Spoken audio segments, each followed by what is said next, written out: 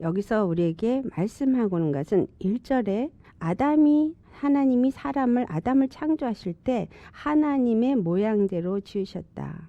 그러니까 하나님의 형상, 하나님의 모양대로 지으셨다. 그랬는데 3절을 보면 아담이 130세에 거기서 뭐라 그러냐면 하나님의 모양이 아닌 자기의 모양, 자기 형상과 같은 아들을 낳아 이름을 셋이라 하였다. 여기서 분명히 차이가 지고 있습니다.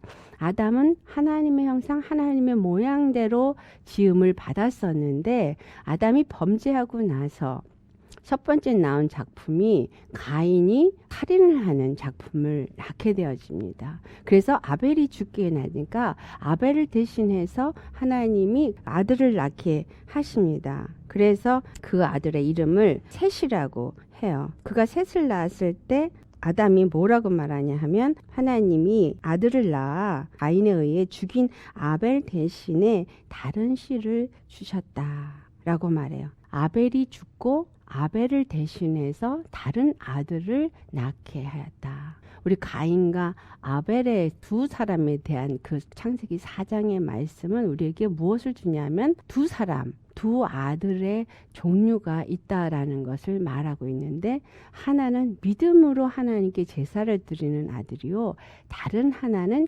자기의 의로 드려서 하나님 앞에 연락되지 않는 제사를 드리는 아들을 말하고 있습니다. 그런데 그 자기 의를 가지고 자기의 마음대로 하나님 앞에 드려서 하나님이 그걸 선하다 인정하지 않고 하나님이 그 제사를 연락하지 않은 제사를 드린 자가 바로 이 믿음의 사람을 죽였다라는 것을 창세기 4장에 우리에게 가르쳐주고 있습니다. 이것은 같은 의미에서 갈라디아서 4장에 육체의 사람이 성령의 사람을, 약속의 사람을 괴롭히고 핍박하는데 이제도 그러하도다라고 말한 것과 같은 의미를 우리에게 주고 있다.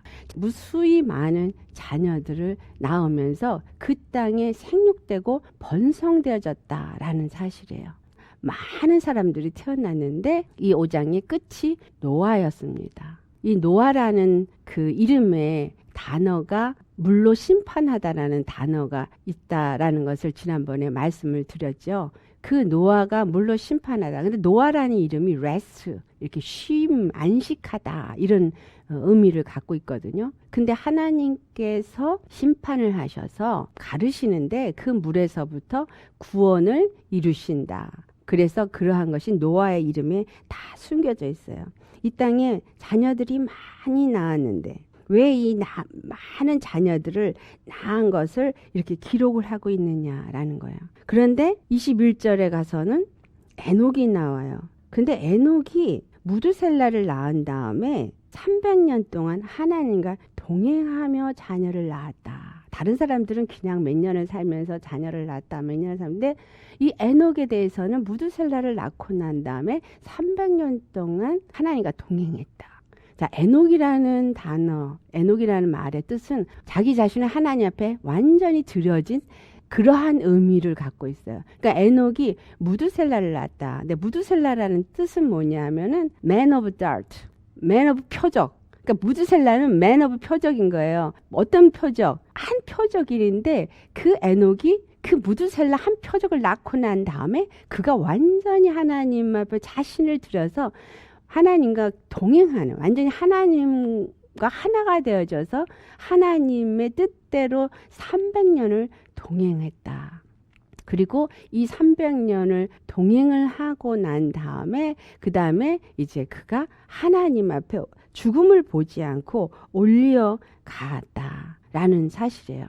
그리고 나서 그 다음에 이 무두셀라가 라멕을 낳고 라멕은 이 노아를 낳으면서 하나님이 많은 자손들이 낳은 중에 에녹의 후손들로부터 시작해서 하나하나 뭐냐면 노아는 당대에 하나님께 의롭다함을 얻은 자다라고 말했기 때문에 에녹에서부터 나온 이 자녀들이 무엇을 의미하냐면 이 사람들은 하나님 앞에 의롭다함을 얻은 자손들이었다라는 걸 알 수 있어요. 이 지금 창세기 5장에는 나와 있지 않았지만 이 사람들이 뭐라고 말씀하시냐면은 땅 위에 사람들이 번성하기 시작하고 많이 창대해지게 될 때 6장에 가보면 1절에 이제 사람의 딸들이 나게 되는 것을 말하게 돼요. 그리고 뭐라고 말하냐면 5절을 가보세요. 5절을 가보면 여호와께서 사람의 죄악이 세상에 가득함과 그의 마음으로 생각하는 모든 계획이 항상 악한 뿐임을 보시고, 그 다음에 6절 땅 위에 사람 지으셨음을 한탄하사 마음에 근심하셨다라는 말씀이 있어요. 아담이 셋을 낳고 셋에서부터 하나님의 형상을 닮은 아들이 아니라 자기 모양, 자기 형상을 닮은 아들을 낳아서 자자손손이 생육하고 번성하고 창대케 되어졌는데, 그들은 뭐냐면 죄인으로서의 사람들이 생육하고 번성했다라는 거예요. 로마서 5장 12절에 있는 말씀이죠. 아담 한 사람이 범죄함으로 말미암아 죄가 세상에 들어오고 세상이 그 죄로 말미암아 사망이 왕노릇하게 됐다. 그러니까 이 세상에 죄의 사람, 죄성을 가진 사람이 생육하고 번성하니까 땅에 무엇이 충만하느냐? 죄악이 세상에 가득하게 됐다라는 거예요. 그리고 그들의 마음으로 생각하는 모든 계획이 항상 악한 것밖에 없다라는 거예요. 죄인이 생각하는 생각은 악한 것뿐이다라는 거죠. 그래서 하나님이 그를 지으신 것을 한탄하시고, 그래서 내가 창조한 이 사람들을 지면에서 쓸어버리겠다라고 한 마음을 먹으신 겁니다. 그런데 노아가 여호와께 은혜를 입어서 노아가 이 땅에 나오게 하시고, 그리고 노아를 통해서 이 땅에 심판이 이루어지면서 죄인들을 완전히 쓸어버리는 역사가 일어나게 됩니다. 자, 이 심판이 있기 전에 두 가지 일이 있어요. 하나는 에녹이 하늘로 올려졌고, 두 번째 노아를 통해서 방주를 짓게 하고 이 심판에서부터 구원받을 자들을 준비하게 하고 난 다음에 이 모든 것이 준비됐을 때 하나님의 때에 심판이 이루어졌다라는 사실이에요. 자, 그러면 이 창세기에 일어난 이 일이 예수님과 무슨 관계가 있느냐라는 거죠. 아벨이 죽고 나서 아벨 대신에 셋이 태어났어요.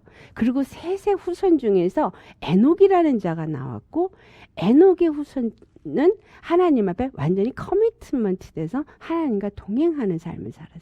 그리고 그 다음에 하나님이 어떤 그 표적으로 무드셀라를 세우고 나서 노아의 방주가 일어나게 됐다. 그런데 노아가 방주가 일어날 때는 에녹의 자손들인 라멕이나 무드셀라는 모두 다 죽었어요. 땅에 죽고 심판에 이르지 않았다. 이 날짜를 세보면요, 노아가 방주가 일어날 때 언제냐면 2051년 이런 식으로 나와요. 이 부분, 창세기에 있는 이 부분을 마지막 때에 살고 있는 우리와 연결을 해서 보아질 때, 아벨이 가인에 의해서 죽은 것은 예수 그리스도께서 바리새인들에 의해서 죽은 것과 일맥상통하는 것이 있습니다. 그러나 예수님의 핏소리가 신원하면서 그 신원으로 인해서 그 사람의 피 뿌림을 위해서 대신 죽으신 예수 그리스도 때문에 피 뿌려 흘려 죽어야 될 모든 사람들이 다 하나님의 구원에 이를 수 있는 길을 만들어 주셨다라는 거예요. 그런데 예수님이 죽으시고 부활하신 이후에 무슨 일이 일어나요? 창대케 되고 번성케 되어지는 역사들이 일어나서 많은 놀라운 기독교의 전파가 일어나집니다. 그래서 기독교의 전파가 일어나지만 그 안에서 어떤 일들이 일어나고 있는가? 베드로 후서 2장 5절에 노아 홍수의 얘기가 나오거든요. 옛 세상을 용서하지 아니하시고 오직 의를 전파하는 노아와 그 7 식구를 보존하시고 경건하지 아니한 자들을 세상의 홍수로 내리셔서 그들을 다 진멸하였다. 그리고 그 다음에 말하기를 소돔과 고모라 성을 멸망하기로 정하여 죄가 되게 하사 후세에 경건하지 아니한 자들에게 본을 삼으려고 하셨다라고 말합니다. 하지만 그 중에서 무법한 자들의 음란한 행실로 말미암아 고통당하는 의로운 롯은 건지셨다, 이렇게 말하고 있어요. 왜냐하면 그가 그 불법한 행실들을 보고 들음으로 그 심령이 그들 가운데서 이 의인이 상하였기 때문이다. 그래서 9절 10절 우리 같이 봉독해 보시겠습니다. 주께서 경건한 자는 시험에서 건지실 줄 아시고 불의한 자는 형벌 아래 두어 심판 날까지 지키시며 특별히 육체를 따라 더러운 정욕 가운데서 행하며 주관하는 일을 멸시하는 자들에게는 형벌할 줄 아시느니라. 이들은 당돌하고 자긍하며 떨지 않고 영광 있는 자들 비방하거니와 그 다음 더 큰 능력을 가진 천사들도 주 앞에서 그들을 거슬러 비방하는 고발을 하지 않는데, 그런데 이 사람들은 12절 시작. 본래 잡혀 죽기 위하여 난 이성 없는 짐승 같아서 그 알지 못하는 것을 비방하고 그들의 멸망 가운데서 멸망을 당하며 불의의 값으로 불의를 당하여 낮에 즐기고 노는 것을 기쁘게 여기는 자들이니 점과 흠이라. 너희와 같게 연애할 때에 그들의 솜씨로 즐기고 놀며 음심이 가득한 눈을 가지고 범죄하기를 그치지 아니하고 굳세지 못한 영혼들을 유혹하여 하며 탐욕에 연단된 마음을 가진 자들이니 저주의 자식이라. 자, 죄인의 속성을 가지고 죄인의 길을 따라서 육체의 생각을 따라 사는 사람들이 어떠한지를 말씀하고 있습니다. 그래서 짐승 같고 그들은 멸망 가운데 놀 수밖에 없다. 왜냐하면 그들은 즐기고 기쁘게 여니면서 세상의 것들에서 즐기고 그 다음에 음심이 가득하고 범죄하기를 그치지 않는, 그래서 영혼들조차도 미혹하여서 그들도 탐욕에 연단된 마음을 가진 그러한 삶을 사는 저주의 자식들이 되어졌다라는 사실이에요. 이 죄인의 후손들은 중요한 게 어떤 의미를 가냐, 그들은 육체를 따라 사는 자로 되어져서 태어난다는 거야. 오직 육체를 생각하고 육체를 따라서 이 땅에서 태어나서 살고 하나님이 없이 사는 사람이기 때문에 이들을 뭐라고 말하냐면 짐승이다 라고 말하는 거예요. 짐승은 어떤 게 짐승이에요? 하나님의 영이 없는 것이 짐승입니다. 왜 짐승이라고 표현했어요? 하나님의 영이 없이 육체만 가지고 혼은 있을지 모르지만 육체를 가지고 육체를 따라 사는 자이기 때문에 짐승이라고 하거든요. 사람과 짐승의 차이는 아담은 하나님의 영을 가진 자로 지음을 받았다라는 사실이에요. 그런데 죄를 범하면서 생명에서부터 끊어지고 하나님의 영이 없는 자가 되어져서 끊쳐짐으로 그들은 어떤 자예요? 이와 같이 하나님 앞에 불법을 행하는 자들이 되었다라는 거예요. 그래서 그들이 이 땅에서 그렇게 불법을 행하는 자들에게 17절 18절을 보면 이 사람들은 물 없는 셈이요. 물이 뭐예요? 하나님이 보좌로 풀려있는 생명샘이 없는 그런 샘이라는 거예요. 그리고 강풍에 밀려가는 안개니 그들을 위하여 캄캄한 어둠이 예비되어 있나니 그들이 허탄한 자랑의 말을 토하며 그릇되게 행하는 사람들에게 겨우 피한 자들을 음란으로서 육체의 정욕 중에서 유혹한다. 그래서 이러한 자들이 다 하나님께서 그 더러운 가운데 두시고 그들의 형편이 점점 더해져서 결국은 멸망에 처해지게 된다라는 것입니다. 많은 자들이 있지만 그러나 그 가운데서도 롯과 같이 그 음행을 안타까워하는 자들을 세우시고 그들은 그 멸망 속에서도 그들은 건지신다라는 거예요. 하지만 육체를 따라 살고 하나님을 없이 하는 그 모든 자들은 하나님께서 그들을 진멸 가운데 두셔서 완전히 그들이 심판 가운데 이르게 되어질 수밖에 없다라는 것입니다. 그런데도 중요한 것은 뭐냐면 하나님이 구원의 하나님인 것을 우리에게 알게 하시기 위해서 그들을 심판하시는 것이다 라는 것이에요. 육체를 따라 살던 자들, 육체가 다인 줄 알고 살던 자들, 하나님 없이 한 자들, 그들에게 하나님이 심판을 하셔서 그들 가운데서 의인은 건져내시고 그 다음에 구원을 이루도록 하기 위해서 노아의 방주를 준비하게 하십니다. 자, 예수님이 죽으시고 난 그 다음에 이 땅에서 하나님이 물론은 심판을 하지 않으신다고 하셨지만 반드시 마지막 때 심판이 이루어지게 되어져 있습니다. 근데 그 심판이 언제 이루어질지 우리는 알 수 없습니다. 그런데 이 창세기 5장에서 나타난 것을 볼 때 분명히 심판이 있기 전에 하나님이 노아 같은 의인을 세워서 구원의 방주를 짓게 하신다라는 사실이에요. 그리고 그 방주 안으로 들어오라고 외치게 하신다라는 것입니다. 하나님 앞에 완전히 자기 자신을 드리고 하나님과 동행하는 사람들은 죽음을 보지 않고 올라가는 일을 있게 하신다라는 것을 우리에게 말씀하고 있습니다. 그래서 이 마지막 달기에 살고 있는 우리는 어떤 자가 되어질 것이냐? 에녹과 같은 사람이 될 것이냐? 아니면 무드셀라와 같은 자가 될 것이냐? 노아와 같은 자가 될 것이냐? 라는 것입니다. 우리가 지금 어느 시대에 살고 있는지 알지 못합니다. 하지만 반드시 마지막 때 심판 앞에 이와 같은 일이 반복되어서 일어날 것이다 라는 것을 우리가 아셔야 합니다. 하나님이 물의 심판을 통해서 그들을 심판하시고 그들을 물로 씻어서 모든 호흡이 있는 자들을 다 숨을 끊어내셨습니다. 그리고 노아를 통해서 구원받은 그 가족과 그 방주 안으로 들어간 동물들만 살아나게 되었죠. 그런데 베드로전서 3장을 가보시면 19절에 뭐라고 말씀하시냐면 그가 또한 영으로 가서 옥에 있는 영들에게 선포하시니라.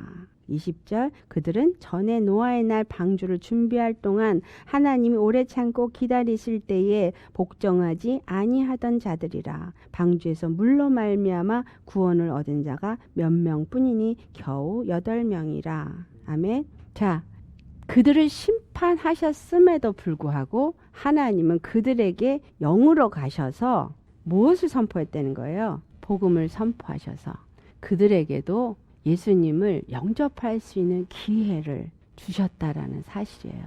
그래서 하나님은 무엇을 우리에게 가르쳐주고 있냐? 오늘도 많은 재난들이 우리 앞에 있습니다. 그 재난들을 통해서 무엇을 가르쳐 주시느냐 하면은 이 재난 가운데서 멸망당할 것밖에 없다라는 것입니다. 이 세상이 아무리 우리가 추구하는 육의 것을 따라서 간다 할지라도 재난 한 번에 모든 것이 끝나버린다라는 사실이에요. 기름 파동이 있거나 전기 파동이 있거나 아니면은 어떤 날씨의 재해로만 이뤄져도 우리는 지금 아무것도 못하게 되어져 버리는 시대에 살고 있음을 압니다. 그러니까 육의 것을 의지해서는 너에게 구원이 없다라는 것을 우리에게 말씀하고 계십니다. 그렇다면 무엇을 의지하라는 거예요? 하나님을 의지하고 영을 의지하는 자에게는 반드시 구원의 역사가 있다라는 것입니다. 그리고 두 번째, 그렇지만 하나님은 그 구원의 하나님, 우리를 사랑하셔서 우리를 진멸하기 원치 않기 때문에 영으로서 그 노아 방주 때에 죽임을 당한 그들에게 가셔서 그들에게 전파하심으로 그들도 예수님을 영접하고 구원에 이르도록 하는 기회를 주신다라는 것입니다. 오늘날 우리에게 많은 복음의 말씀들이 들려옵니다. 과연 그 복음의 말씀들이 지금 무수히 많이 전파되고 있는데 그 전파되는 말씀들이 무엇에 포커스가 맞춰 있는가를 먼저 살펴보셔야 합니다. 그 말씀이 나를 하나님에게 초점을 맞추도록 나를 이끄느냐, 나로 하여금 완전히 하나님 앞에 커미트먼트, 나를 완전히 하나님과 하나가 될 수 있게 나를 드릴 수 있는 그러한 믿음의 삶을 살도록 나를 이끄는 말씀이냐, 아니면 육체에 포커스가 맞춰져서 육체에 뭔가 내 육이 뭔가 열심히 노력해서 뭔가 잘 해야 된다라고 육체의 노력을 하는 거나 아니면 육체의 축복을 말하거나 이러한 것들에게 초점이 맞춰져 있느냐. 그렇다면 거기서 참 복음과 거짓 복음을 구별할 수 있게 될 것입니다. 하나님은 반드시 커미트먼트, 완전히 주님 앞에 자신을 들여서 주님과 연합된 하나 되어지는 믿음의 사람이 된 자만 구원하신다라는 거예요. 죽음을 보지 않고 데려가실 수도 있죠. 그러나 이 땅에 남아있다 할지라도 그러한 의인은 방주를 짓는 일에, 복음을 전파하는 일에 사용하시고 결국은 하나님이 이 땅을 심판하실 때 반드시 그는 구원하신다라는 거예요.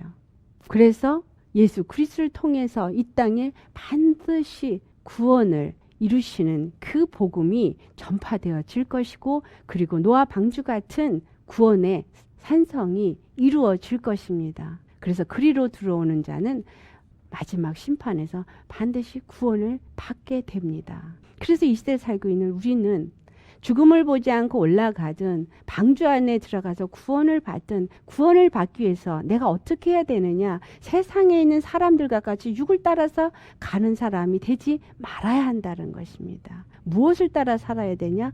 영을 따라서 하나님을 믿는 그 믿음 안에 살아야 된다라는 것입니다. 아담의 후손들에게서 들었던 건 뭐야? 아담에게 들었던 것은 내가 하나님의 말씀에 불순종하고 뱀의 말에 순종함으로 이렇게 에덴에서 쫓겨나서 하나님의 생명을 먹는 것에서부터 끊어졌고, 이렇게 땅을 갈고 땀을 흘려야 먹고 살고, 땅에서는 가시덤불과 엉겅퀴를 내서 내가 수고하지 않으면은 먹고 살 수가 없다. 이 말을 그들이 들었을 것입니다.